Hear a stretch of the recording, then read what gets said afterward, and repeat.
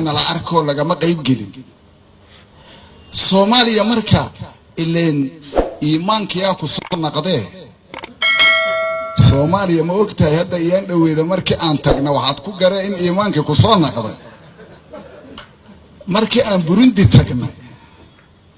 oo ilmaheeni dhalinyarada ahay ee inta Ethiopia iyo Kenya iyo reebeen ay final ki yimideen aan rabna anagu u aadna inaan koobka soo qaadno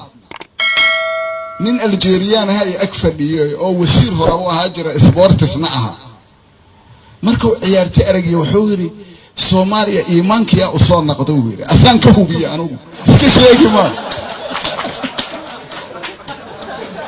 Soomaaliya iimaankiya u soo naqdo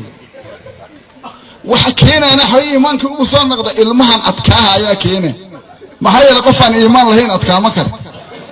tanatiyay joogeen hadii ay adkaahayaan sanadii 27 sano maxaa final u aadi weey